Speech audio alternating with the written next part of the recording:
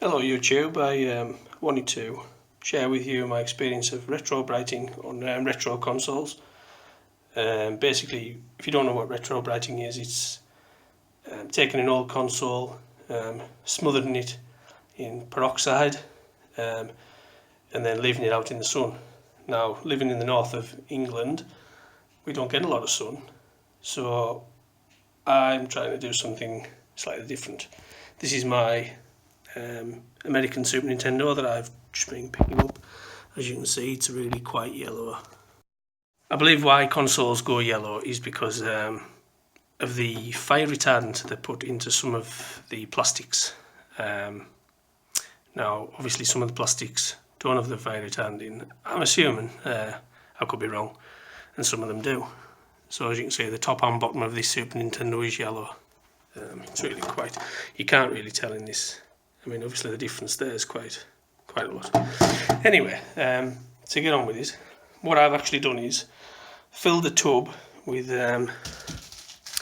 it's just a aluminium backing foil basically, just to reflect the UV light, which I've actually fitted into the lid of the tub. I don't know if you can actually see that there. Sorry for the orientation change. Put the American Snes into bits. You can see the difference in the plastic.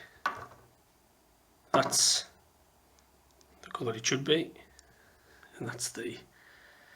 I've got the flash on this, so it's probably not the best quality, but you can actually tell the difference. That's obviously yellow.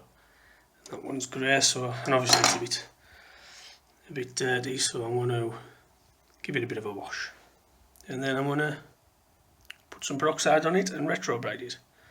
So I'll see you in the next bit.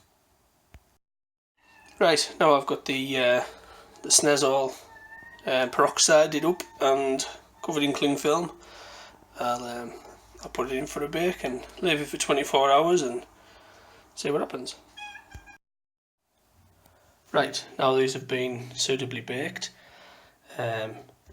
Hopefully you can tell the difference is quite big. The yellow one's almost all gone. If I hold up a piece of the original plastic, it does look slightly yellow in this light. I think that camera's just been a bit picky and put it in a bit of sunlight. It doesn't look any different, but trust me, it is a lot better.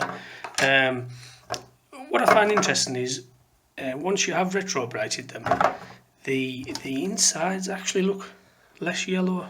Now, I find it strange that the insides are yellow anyway, but it seems to me that the damage caused by UV light isn't just skin deep on the plastics, it actually goes right through. And now the insides aren't as clean as the outsides, but I did only peroxide the outsides of them, so I just found that quite interesting. I don't know if anybody is bothering to watch this and could actually explain that to me, but yeah, I find it quite interesting. Anyway, I'm going to get this back together and I'll show you the finished product. And there we have it, the American Super Nintendo all back together, looking a lot less yellow. It actually looks a lot less yellow in real life.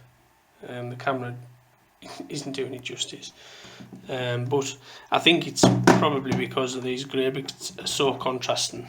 But I'm pleased with the results of that, and I hope it actually helps somebody, helps a fellow YouTuber, and that's it really.